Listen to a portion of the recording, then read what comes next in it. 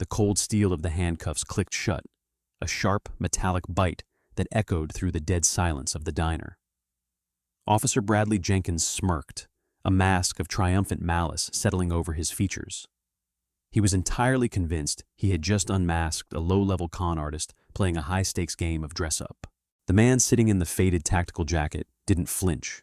He didn't argue, didn't protest, and above all, didn't break eye contact. He simply stared with the absolute, unnerving stillness of an apex predator waiting for the trap to spring. Jenkins believed he was exposing a fraud, vindicating his own fragile ego in front of a small-town audience. He had no earthly idea that his next radio call would ripple through the highest corridors of American military power, waking a 4-star admiral at the Pentagon. The town of Oak Haven, Virginia, was the kind of place where nothing of global consequence ever happened, and the locals preferred it that way. It was a picturesque, affluent suburban bubble, sitting just far enough outside the gravitational pull of Washington, D.C., to avoid the political smog, yet close enough that the occasional gray silhouette of a military transport plane could be seen streaking high across the crisp autumn sky.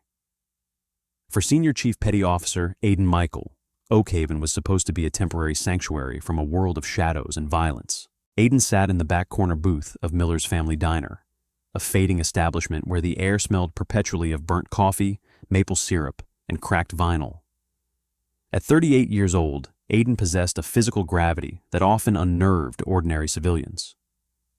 He wasn't monstrously large, but his frame was constructed of dense, functional muscle, honed not in the air-conditioned comfort of a commercial gym, but in the freezing surf of Coronado and the jagged, unforgiving ridges of the Hindu Kush. He was an operator assigned to the Naval Special Warfare Development Group, known to the public as SEAL Team 6. Today, however, he was just a deeply exhausted man trying to eat his eggs in peace. Aidan had been back on American soil for exactly 72 hours following a brutal, highly classified kinetic operation in the Horn of Africa. The deployment had cost him weeks of sleep, a measurable amount of blood, and very nearly the life of one of his closest teammates. Now, he was on a mandatory 3-week decompression leave, ordered by command to blend into the background. He wore ordinary civilian clothes, faded denim jeans, well-worn Salomon hiking boots, and an unmarked black fleece jacket. Yet, peeking out from the collar of his shirt was a heavy silver memorial bracelet bearing a name etched deep into the metal. SO1 James Callahan, Extortion 17. And pinned subtly to the Velcro patch on his fleece's left shoulder was a small, subdued Navy SEAL trident. It wasn't a boast or an exercise in vanity. It was a quiet token of remembrance, a personal gift from Jimmy's widow that he rarely permitted himself to wear in public. The brass bell above the diner door chimed. The heavy glass swung open, admitting a gust of sharp October wind and Officer Bradley Jenkins. Jenkins was 28, heavily built, and wore his Oak Haven Police Department uniform like a medieval suit of armor. He walked with a pronounced, calculated swagger, his thumbs hooked into his heavy utility belt, his eyes scanning the room as if he were patrolling the hostile streets of a foreign theater, rather than a suburban diner where retirees were quietly cutting into their pancakes. Jenkins carried a psychological chip on his shoulder the size of an anvil. 8 years ago, he had washed out of Marine Corps recruit training at Paris Island during Week 3, citing a vague, unverified knee injury that he still complained about to anyone polite enough to listen. To compensate for his aborted military career, Jenkins had adopted a hyper-aggressive, tactical persona. He spent his weekends running drills in full-plate carriers at a local private range, and his evenings moderating an online forum dedicated to stolen valor, a digital coliseum where he and other internet vigilantes exposed civilians who dressed in surplus uniforms for discounts and unearned respect. Jenkins marched up to the counter, greeting the veteran waitress with a practiced, overly familiar smile. "Morning, Betty. Just the usual black coffee. Gotta stay sharp out here today." "Sure thing, Brad," Betty replied automatically, pouring the steaming liquid into a thick porcelain mug. As Jenkins turned to lean against the laminate counter, his eyes swept the room and locked onto the back corner booth. He saw a black man sitting alone, eating quietly in the shadows. Then Jenkins's gaze zoomed in on the left shoulder of the black fleece, the distinct three-pronged silhouette of the Navy SEAL trident. His eyes dropped to the man's wrist, catching the metallic glint of the thick memorial bracelet. A familiar, self-righteous heat flared in Jenkins's chest. In his mind, Navy SEALs looked a certain way. They looked like the men in the Hollywood blockbusters, broad-shouldered, blue-eyed, loudly recounting war stories over beers at a crowded bar. The quiet, unassuming man sitting alone in the booth did not fit Jenkins's narrow, cinematic stereotype.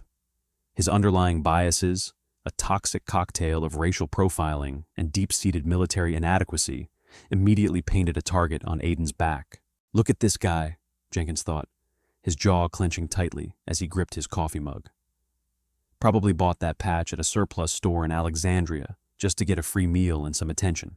Jenkins didn't walk back to his cruiser. Instead, he adjusted his heavy-duty belt, puffed out his chest, and began a slow, deliberate march toward the corner booth. Aiden saw him coming. An operator's situational awareness never truly turns off. It merely idles in the background. From the moment the officer had stepped through the door, Aiden had tracked his movements. He noted the heavy footfalls, the rigid posture, and the way the officer's right hand rested a fraction of an inch too close to his sidearm. Aiden took a slow sip of his water, consciously controlling his breathing, keeping his heart rate locked at a resting pace. He had survived night ambushes in the coastal villages of Somalia and chaotic firefights in the deserts of Yemen. An aggressive suburban cop was not a threat. He was merely an inconvenience. "Morning," Jenkins said, his voice ringing out loudly enough to turn the heads of two elderly couples sitting 3 booths away. He didn't wait for an invitation before planting his palms firmly on the edge of Aiden's table, leaning forward to loom over him. Aiden looked up, his expression entirely blank, a placid, unreadable mask. "Good morning, officer." "Couldn't help but notice the hardware," Jenkins said, nodding sharply toward the patch on Aiden's shoulder. "That's a trident. You a SEAL?" "I am," Aiden replied, quietly. His voice was deep, resonant, and entirely devoid of the defensive posture Jenkins was actively hunting for. Jenkins let out a short, cynical scoff. He took a slow sip of his coffee, his eyes locked onto Aiden's. "Is that right? Funny, I know a lot of guys from the teams. You don't exactly look the part, buddy. Where'd you go to BUD/S? Aiden set his fork down on his plate. The egg suddenly tasted like ash. He recognized the tone instantly. It was the voice of a man looking for a confrontation, someone who had already reached a conclusion long before asking the question. Aiden had dealt with his fair share of civilians asking intrusive questions, but an armed police officer attempting to publicly interrogate him during breakfast was a different level of aggravation. "Coronado," Aiden answered, keeping his response painfully brief, hoping the officer would lose interest and walk away. "Oh, Coronado. Wow, shocking," Jenkins said, his voice dripping with heavy sarcasm. "What class number?" "Class 284, Aiden said smoothly. Jenkins narrowed his eyes. The suspect had an answer ready. Too ready, in Jenkins's estimation. A veteran con artist always memorizes the basic trivia. "Class 284, huh? Who was your OIC during Hell Week? What boat crew were you in?" Aiden leaned back into the vinyl booth, the old leather creaking softly beneath his weight. He interlaced his fingers and rested them calmly on his lap. He looked Jenkins dead in the eyes, stripping away the polite civilian facade and letting a mere fraction of his true nature bleed through. The temperature at the table seemed to instantly drop. "Officer," Aiden said, his voice dropping an octave, carrying the lethal calm of a man who routinely makes life and death calculations. "I'm on leave. I'm trying to finish my breakfast. With all due respect, I don't feel the need to sit here and pass a pop quiz to justify the clothes on my back." Jenkins felt an unexpected, primitive shiver run down his spine. But his overinflated ego quickly suffocated his survival instinct. To him, the refusal to answer was the ultimate proof of guilt. "You don't feel the need?" Jenkins sneered, stepping back and hooking his thumbs into his belt once more. "Well, I feel the need. There's a federal law called the Stolen Valor Act. Maybe you've heard of it. It's a federal crime to impersonate a member of the armed forces to obtain tangible benefits, like, say, a military discount on a plate of eggs. I paid full price, Aiden said, gesturing with a single finger to the receipt sitting on the edge of the table. And I left a 20% tip. Are we done here? No, we're not done, Jenkins snapped, his voice rising in pitch, ensuring every single patron in the diner was now watching the spectacle. I want to see some identification. Show me your CAC card right now. The diner had gone completely silent. The clatter of silverware, the low murmur of morning gossip, the hiss of the grease on the grill. Everything stopped dead. Betty stood frozen behind the counter, a glass coffee pot hovering midair. Every eye was glued to the back booth, where the local patrolman was aggressively loomed over the quiet stranger. Aiden Michael didn't break eye contact.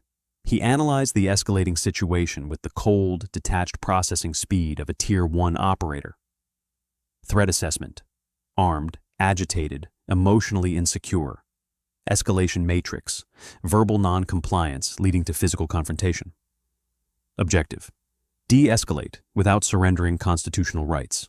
Officer, Aiden said, his tone remarkably steady, as if explaining a basic mathematical formula to a stubborn child.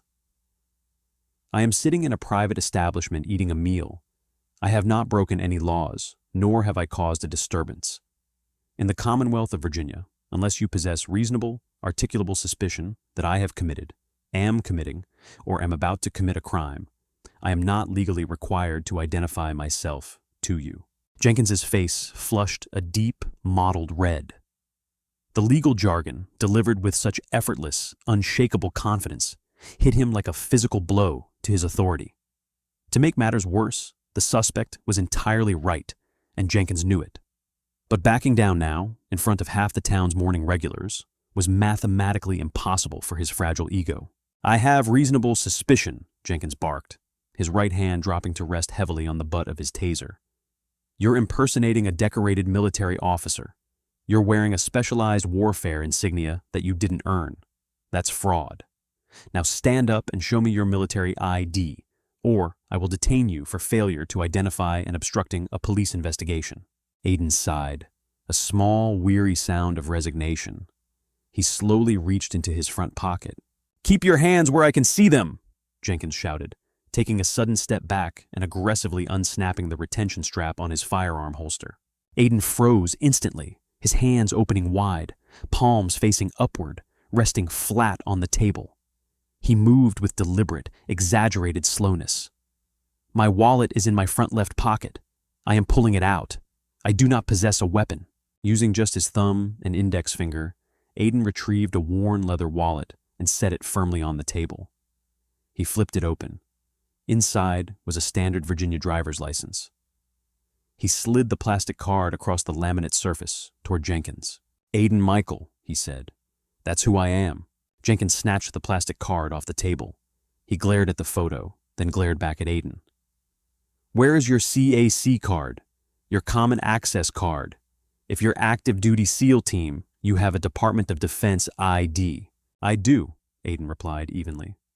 And, per Department of Defense regulations, I am not required to exhibit my federal military identification to local law enforcement unless it directly pertains to a military investigation or a traffic stop where it serves as my primary operating license.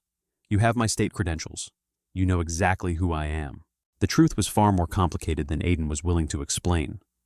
As an active operator within a classified tier of the Joint Special Operations Command, JSOC, Aiden's standard military records were intentionally ghosted. If a local police officer ran his name through a standard NCIC database or a public DOD portal, it would either return a blank screen or display him as a low-level logistics clerk stationed at a domestic naval yard. Showing Jenkins his actual highly specialized command credentials would only confuse the arrogant officer further and potentially violate strict operational security protocols Aiden had sworn an oath to uphold. You're a liar, Jenkins spat, tossing the driver's license back onto the table, where it clattered sharply against a ceramic salt shaker. You read a few Wikipedia articles and bought a patch online. I know guys in the teams. I know how they talk. You're just a street hustler trying to look tough in a small town. Aiden felt a familiar, dangerous heat building in his chest. The surge of combat adrenaline attempting to flood his system. The sheer, unadulterated disrespect. The unmistakable racial undertones of you don't look the part. It would have sent a lesser man over the edge. But the development group does not select men who lose control of their emotions. They select men who weaponize them through absolute restraint. Aiden remained perfectly seated. "Are you detaining me, Officer Jenkins?" Jenkins sneered, a vindictive smile breaking through his anger. Yeah, I am. Stand up. Put your hands behind your back." "On what charge?" "Suspicion of criminal fraud, impersonating military personnel, and now disorderly conduct for causing a public disturbance." "You are the only one shouting, officer," Aiden pointed out calmly. "Stand up!" Jenkins roared, reaching across the table and violently grabbing Aiden's left bicep, intending to haul him out of the booth by force. The moment Jenkins's fingers clamped onto his arm, Aiden's muscle memory triggered. In a fraction of a second, Aiden could have seized the officer's wrist, applied a devastating joint lock, shattered his elbow, and pinned Jenkins to the diner floor before the man could draw a breath. The kinetic pathway mapped itself out brilliantly and effortlessly in his mind, but Aiden chose to go entirely limp. He offered zero physical resistance, allowing Jenkins to awkwardly pull him to his feet. Aiden stood up, towering over the officer by a solid 2 inches of dense muscle. Jenkins quickly spun him around, slamming Aiden's chest against the edge of the laminate table. The coffee mugs rattled violently. Betty gasped behind the counter. "Hands behind your back," Jenkins ordered, his breathing heavy and ragged with adrenaline as he unclipped his handcuffs. Aiden complied smoothly, bringing his wrists together behind his back. The cold steel of the cuffs clicked shut, ratcheting tight against his skin. He didn't flinch. He just stared straight ahead at the faded wallpaper of the diner wall, his expression neutral. "You're making a colossal mistake, officer," Aiden said, his voice barely a whisper, meant exclusively for Jenkins's ears. "I strongly suggest you call your watch commander before you walk me out that door." "Shut your mouth," Jenkins hissed in response, pressing his forearm into Aiden's shoulder blade. "I'm the one who decides who makes mistakes in this town. Let's go, hero." Jenkins shoved Aiden forward, marching him past the stunned, silent patrons of Miller's family diner. Aiden kept his head high, ignoring the whispers and the wide-eyed stares. As they stepped out into the bright autumn sunlight, Jenkins slammed Aiden against the side of his police cruiser to perform a pat-down. He aggressively searched Aiden's jeans, finding nothing but a ring of keys and a sleek, unmarked black smartphone that felt significantly heavier than a standard commercial device. "Get in," Jenkins commanded, pushing Aiden's head down and shoving him into the cramped, hard plastic back seat of the cruiser. The heavy door slammed shut, sealing Aiden in sudden silence. He shifted his weight, finding a stable position despite the steel handcuffs biting into his wrists. He watched through the wire mesh screen as Jenkins strutted around to the driver's seat, looking incredibly pleased with himself. The engine roared to life, and the cruiser pulled away from the curb. Aiden closed his eyes, took a deep, measured breath, and began to calculate his next move. He wasn't worried about jail.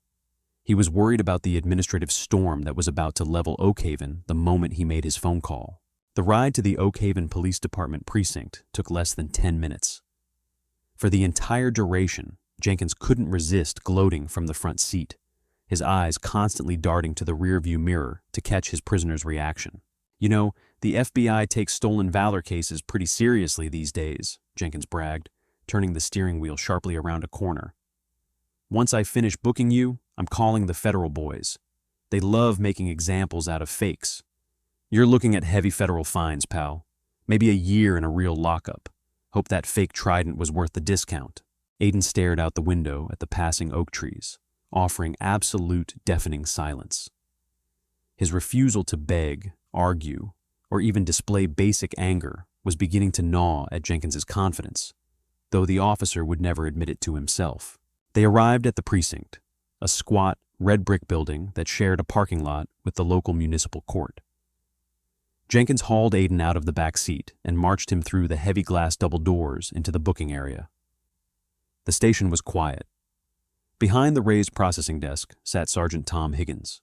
Higgins was a 20-year veteran of the force, a man with thinning gray hair, a permanent coffee stain on his tie, and a deeply ingrained sense of small-town pragmatism. He looked up from his paperwork as Jenkins marched his handcuffed prisoner in. "What do we have here, Bradley?" Higgins asked, his voice gravelly and tired. He took one look at Aiden, the relaxed posture, the steady, unblinking eyes, the complete lack of distress, and immediately felt a cold prickle of unease. Higgins had booked hundreds of criminals, drunks, thieves, and con men over 2 decades. This man did not look like any of them. He looked like a coiled spring covered in denim. "Got a stolen Valor case, Sarge," Jenkins announced proudly, shoving Aiden toward the booking counter. "Caught him over at Miller's wearing a SEAL Trident, claiming he's active duty. Refused to provide military ID, started getting hostile with me, so I brought him in for disorderly and fraud." Higgins frowned, his eyes narrowing. "Disorderly at Miller's? Did he hit somebody?" "He was causing a public disturbance," Jenkins deflected quickly. "Refusing lawful orders." Higgins peered over his reading glasses at Aiden. "That true, son?" "I was eating breakfast, Sergeant," Aiden replied evenly. "Your officer approached me, demanded federal identification without probable cause, and arrested me when I pointed out the relevant Commonwealth statutes." Higgins shot a sharp warning glare at Jenkins. "Brad, tell me you didn't arrest a guy just for wearing a patch. It's federal fraud, Tom," Jenkins insisted, his voice rising defensively. "I searched his wallet. No CAC card, no VA card, nothing. He's a ghost. Let's process him. Empty your pockets. Fake." Jenkins uncuffed Aiden's right hand and shackled his left hand to the heavy metal rail running along the booking desk. Aiden silently placed his items on the counter, his wallet, his keys, and the heavy black smartphone. Jenkins immediately grabbed the phone. He pressed the power button, intending to look for an emergency contact or digital evidence to prove his case. The screen lit up, but instead of a standard commercial lock screen, it displayed a stark, minimalist prompt: DoD Secure Communications Enclave. Enter alpha numeric cipher. Jenkins blinked, staring at the text. What the hell kind of phone is this? Higgins leaned over the desk to look. His eyes widened slightly as he recognized the secure operating interface. "Brad, put the phone down. It's probably just a modified burner," Jenkins muttered, though his voice lacked its previous conviction. He shoved it into a plastic evidence bag along with the wallet. "Sit on the bench, buddy. I'm running your name through the system." Jenkins sat down at a computer terminal and rapidly typed Aiden's information into a public military service verification database, the kind civilian employers use to check veteran status. He hit enter. A loading wheel spun for 5 seconds before a stark red box appeared on the screen. No record found.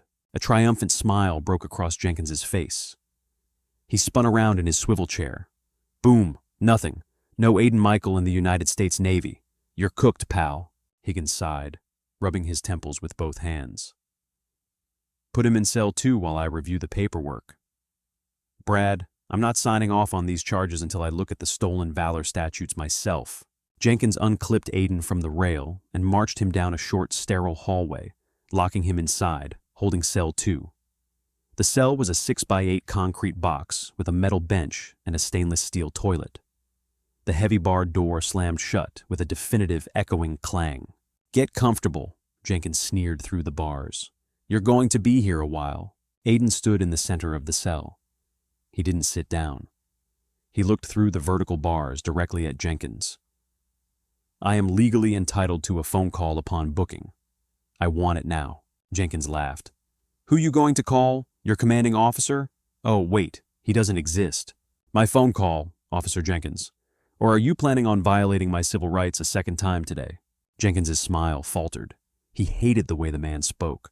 It was too precise, too authoritative. "Fine, come here." Jenkins grabbed a cordless phone from a wall mount in the hallway and shoved it through the bars. "Dial, let's hear it." Aiden took the receiver. He didn't dial a local criminal attorney, nor did he dial a bail bondsman. He dialed a memorized 202 area code number, a direct, unlisted line to a specific office deep within the Pentagon's E-ring. The phone rang exactly twice before it was picked up. "Directorate," a crisp, professional female voice answered. "This is Echo 7, Aiden said. The tone of his voice instantly shifted from civilian patience to military command. Sharp, clipped, and completely devoid of emotion. "Authentication code, Whiskey Tango 9er, actual. I need to speak to the old man." Jenkins leaned against the cinderblock wall, rolling his eyes, entirely convinced the man was putting on a desperate theatrical performance. Whiskey Tango Niner. What a joke, Jenkins thought. On the other end of the line, the female voice immediately dropped its administrative receptionist tone. Authenticating. Identity confirmed. Hold for Admiral Croft, Senior Chief. Stand by. There was a brief click, followed by 3 seconds of dead air. Then, a gruff, gravelly voice came on the line. It was Rear Admiral Thomas Croft, commander of Naval Special Warfare Command. Aiden, Admiral Croft said, you're supposed to be on leave. I explicitly ordered you to go fishing and stop thinking about the command. Why are you calling me on a secure routing line? Apologies, sir, Aiden said, his eyes locking onto Jenkins, who was still smirking outside the cell. I've run into a slight logistical issue. I am currently detained in a holding cell at the Oak Haven Police Department in Virginia. There was a heavy, suffocating pause on the line. Detained? Did you break someone's jaw in a bar? Aiden, tell me you didn't kill a civilian. Negative, sir. No physical altercation occurred. A local patrol officer took issue with the trident on my jacket at a diner. He arrested me for stolen valor and disorderly conduct. My communications device and identification have been confiscated. Another pause. This one was far colder, carrying the weight of an approaching Arctic storm. A local beat cop arrested a Tier 1 operator for stolen valor? That is correct, sir. Has he compromised your operational identity? No, sir. I refuse to provide my DOD credentials to unclear local law enforcement. He ran my name through a civilian portal, found my ghosted record, and believes I'm a fraud. Admiral Croft let out a breath that sounded over the digital line like a slow-burning fuse. Give me the arresting officer's name. Officer Bradley Jenkins, sir.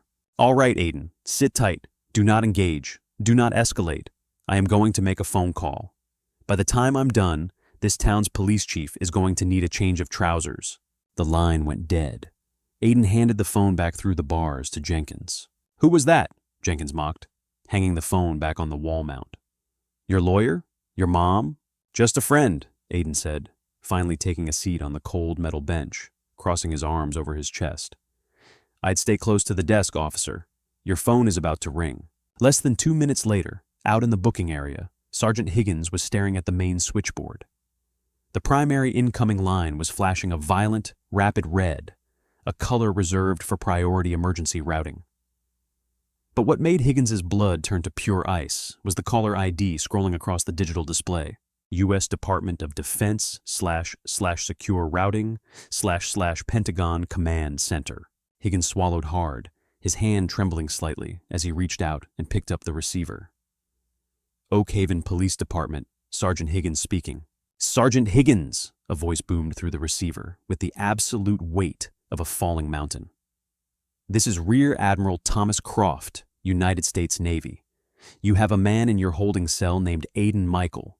I strongly suggest you listen very carefully to what I am about to say next. Sergeant Tom Higgins had served in law enforcement for 2 decades. He had taken frantic calls from angry politicians, panicked hostages, and barricaded gunmen. But the voice currently resonating through the receiver of his desk phone carried a terrifying, icy gravity that made every hair on his arm stand on end. It was the unmistakable voice of a man who moved armies with a signature.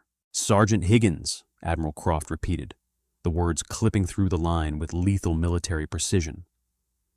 I want to be absolutely certain you comprehend the magnitude of the situation currently unfolding in your precinct.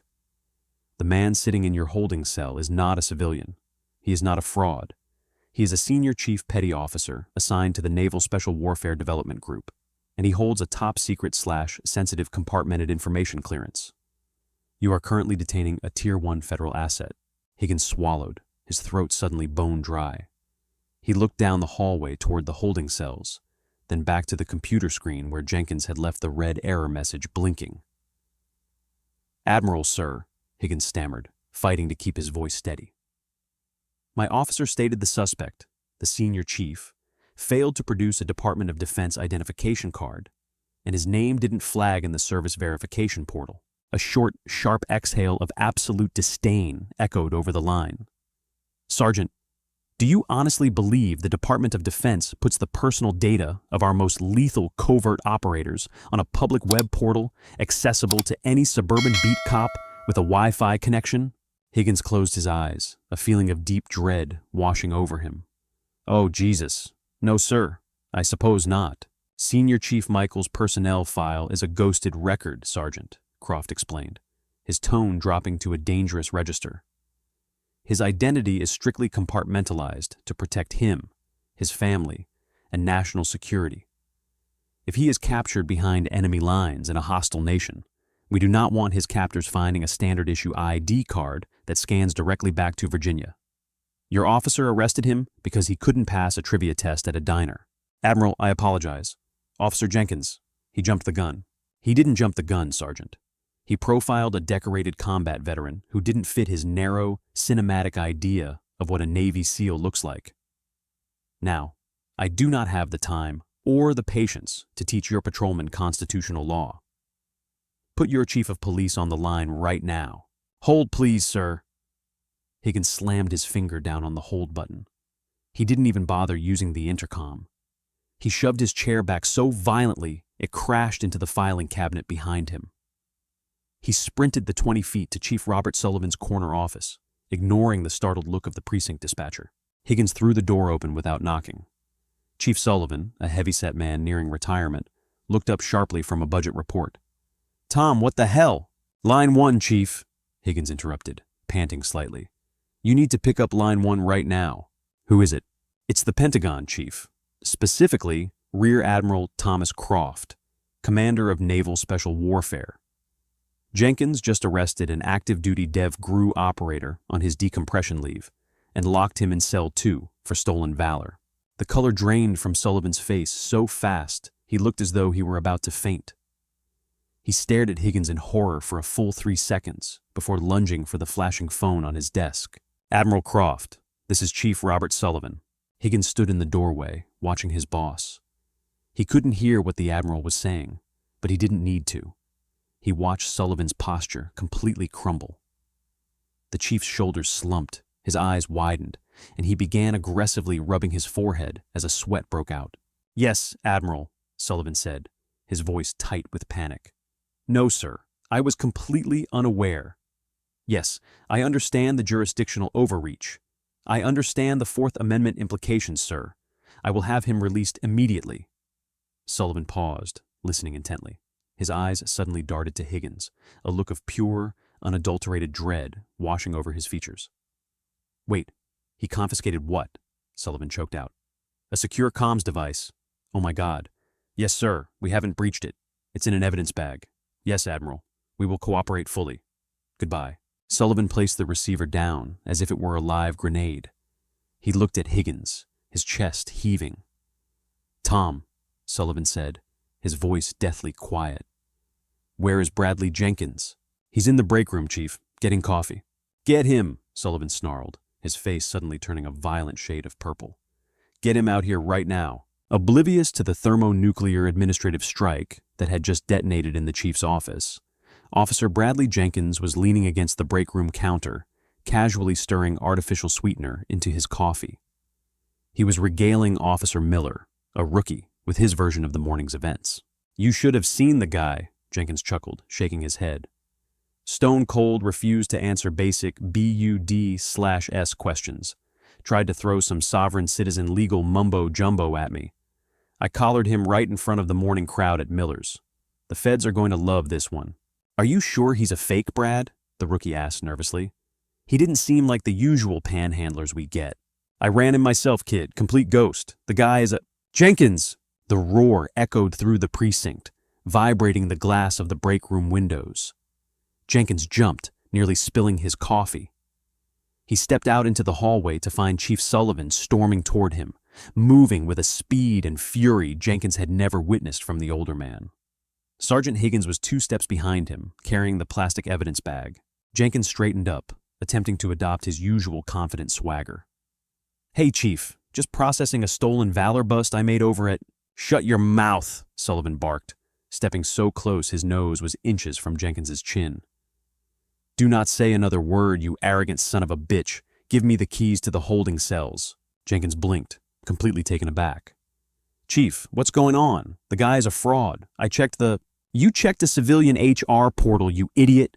Sullivan exploded, spit flying from his lips. You arrested a Tier 1 operator from Naval Special Warfare. You profiled an active-duty Navy SEAL on his mandatory shore leave because he didn't fit your ignorant stereotype. Give me the damn keys. Jenkins's stomach plummeted into a bottomless abyss. The smugness evaporated from his face, replaced by a pale, sickly terror. Chief, he didn't have a military ID. I asked for his CAC. He's Dev Gru, Brad, Higgins interjected, holding up the plastic evidence bag containing Aiden's wallet and the black smartphone. His records are classified, but that's not even the worst part. What did you do with this phone? Jenkins stared at the black device through the plastic. His mouth felt like it was stuffed with cotton. I just pressed the power button to see if there was an emergency contact. It asked for a cipher, so I turned it back off. Sullivan closed his eyes and let out a sound that was half groan, half sob. You pressed the power button. Yes, sir, just once. Before Sullivan could scream again, the heavy glass double doors of the precinct hissed open. The heavy footfalls of two men moving with unmistakable tactical purpose echoed through the quiet lobby. They weren't local cops. They wore dark, sharply tailored suits, tactical earpieces, and possessed the exact same cold, predatory stillness that Aiden had exhibited in the diner.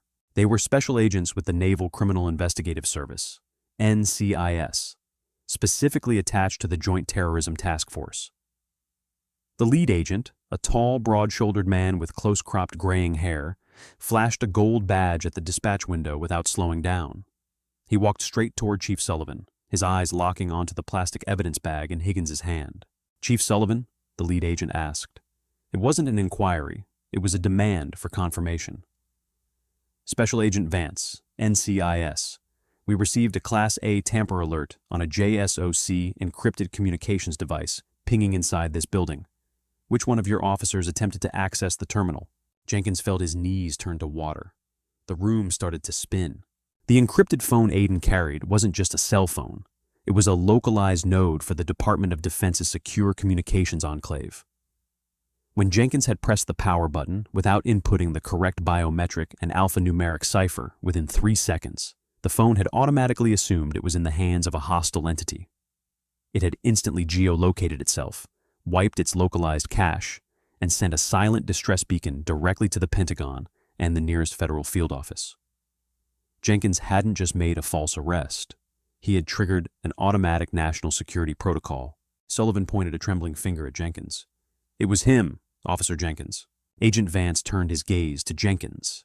It was the look a butcher gives a slab of meat. Officer, you confiscated federal property containing top-secret military intelligence without a warrant and attempted to bypass its security firewalls. That is a direct violation of the Espionage Act. I didn't know, Jenkins whispered, his voice cracking. He was wearing a patch. I thought he was lying.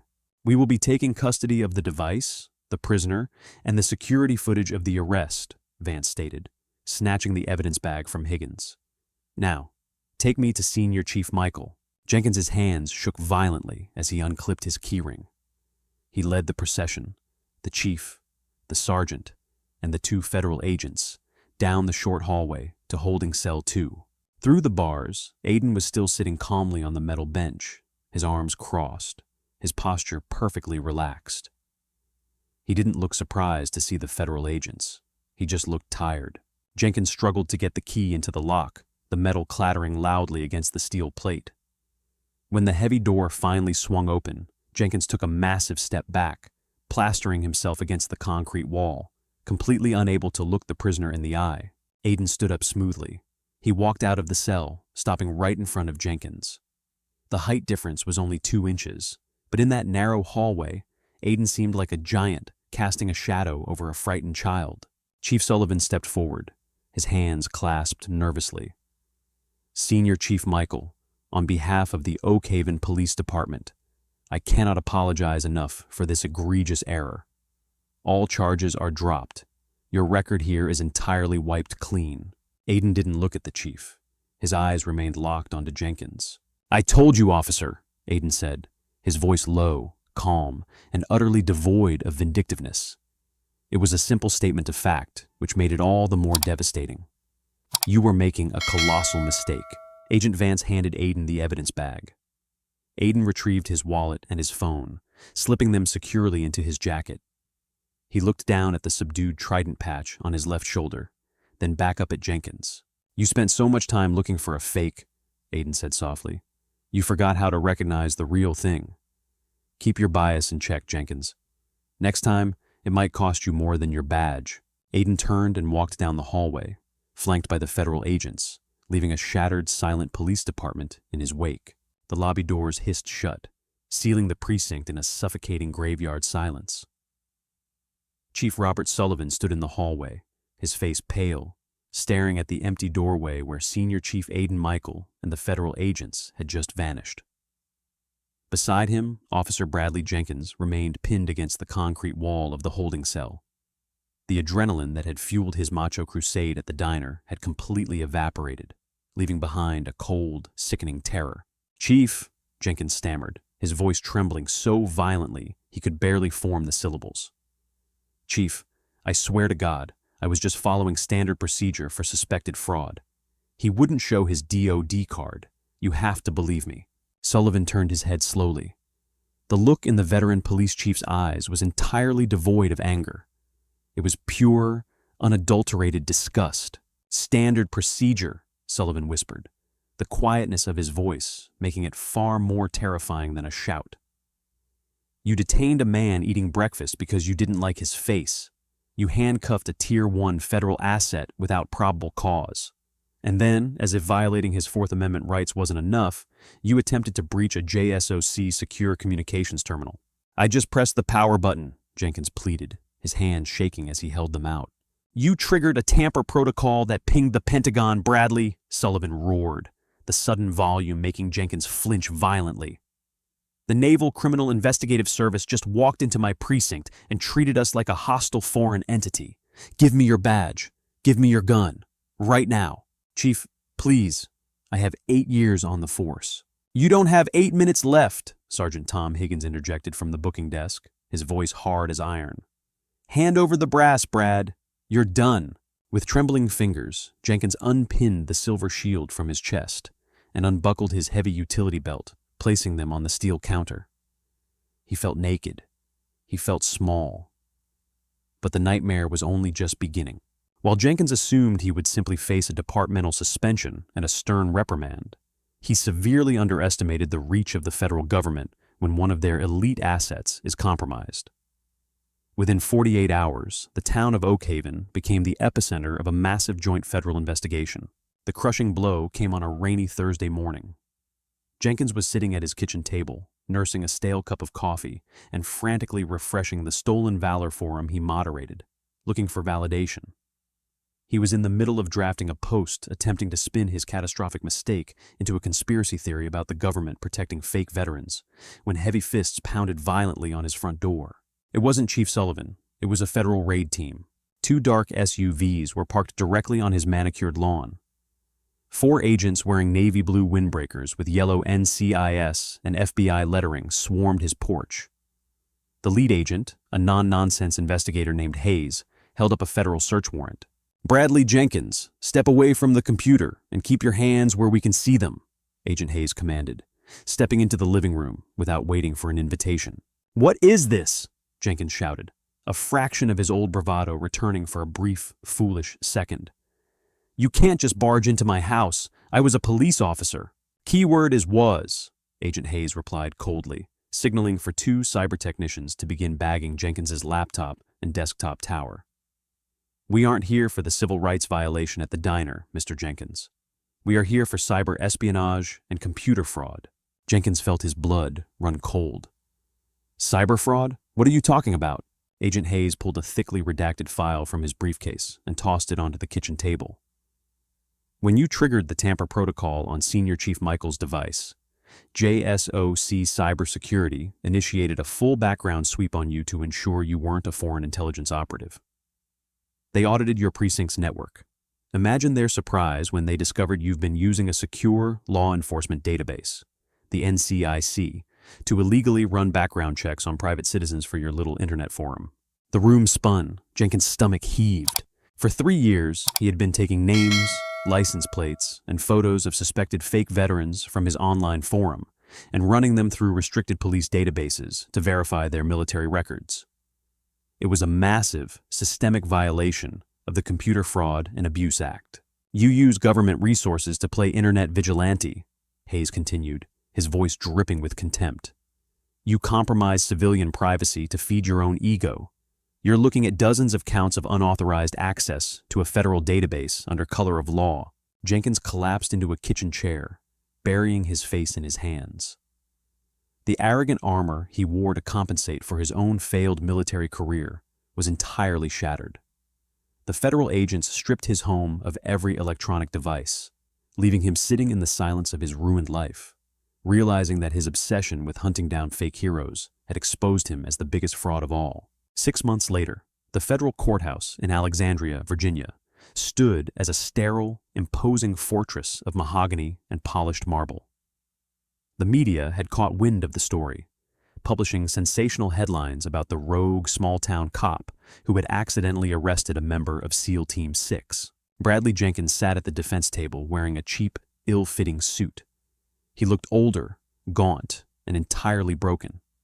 He had taken a swift plea deal to avoid 20 years in federal prison, pleading guilty to 1 felony count of deprivation of rights under color of law and 1 felony count of computer fraud. As the sentencing hearing commenced, Jenkins kept scanning the back rows of the gallery. He was looking for Aiden Michael. Part of him wanted to apologize. Another part, the deeply insecure part, wanted to see the SEAL gloat, but Aiden wasn't there. At that exact moment, Aiden Michael was 7,000 miles away, dropping out of a C-17 Globemaster into the pitch-black night over the Pacific Ocean, focused entirely on his team and his mission. He didn't care about Bradley Jenkins. The moment he had walked out of that holding cell in Oak Haven, he had discarded the arrogant officer from his mind like a piece of useless data. In Aiden's absence, the Department of Justice prosecutor, William Hastings, stood up to address the presiding federal judge. "Your Honor," Hastings began, his voice echoing through the cavernous courtroom. "The defendant, Bradley Jenkins, abused his authority and broke the law, not out of a desire to protect the public, but to stroke his own fragile ego. He targeted a highly decorated active duty combat veteran simply because Senior Chief Michael, a black man wearing civilian clothes and reading quietly at a diner, didn't match the defendant's prejudiced, Hollywood-manufactured idea of what an elite warrior looks like." Hastings walked over to the evidence table and picked up a heavy silver bracelet. It was an exact replica of the memorial band Aiden had worn that day. Senior Chief Michael could not be here today, as he is currently deployed in defense of this nation. However, his commanding officer, Rear Admiral Thomas Croft, submitted a sworn affidavit for the court's consideration. Hastings unfolded a piece of heavy, cream-colored parchment bearing the official seal of Naval Special Warfare Command. He cleared his throat and read aloud, "The trident is not a fashion statement, nor is it a prop to command respect from strangers. It is a heavy burden, earned through unimaginable suffering, worn by men who operate in the shadows so that our citizens may live in the light." Men like Senior Chief Michael do not boast. They do not demand recognition. They embody the ethos of the quiet professional. Mr. Jenkins possesses a badge, but he entirely lacks honor. By attempting to publicly humiliate a man he deemed inferior, Mr. Jenkins has only humiliated himself. We do not seek vengeance against him. His own actions have already condemned him to the obscurity he deserves. Jenkins squeezed his eyes shut as a tear of profound, inescapable shame leaked out. The judge did not show mercy.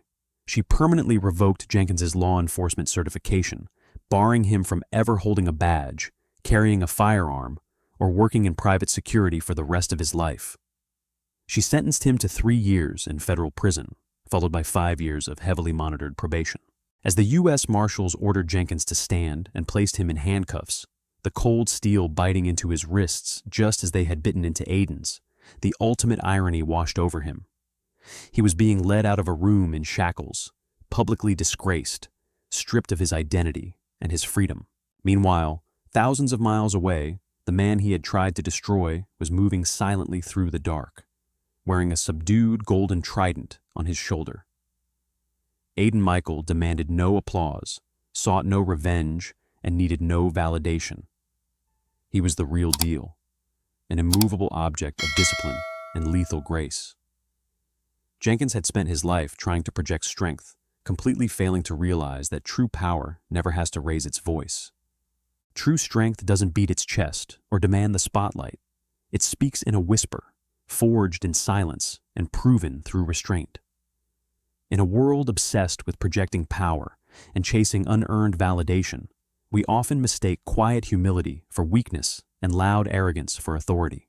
But as Aiden's story reminds us, a badge, a title, or a loud voice can never fabricate honor. Honor is built when nobody is watching. True discipline means having the power to shatter an adversary, yet choosing the grace to stand down and let integrity do the fighting. When we let our biases and insecurities blind us, we risk losing everything to our own fragile egos.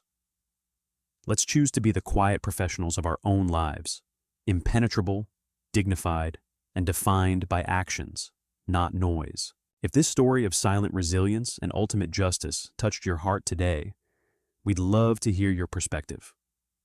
What does honor mean to you in a world full of noise? Drop your thoughts in the comments below. And if you respect the quiet heroes among us, consider subscribing to join our community. Thank you for watching.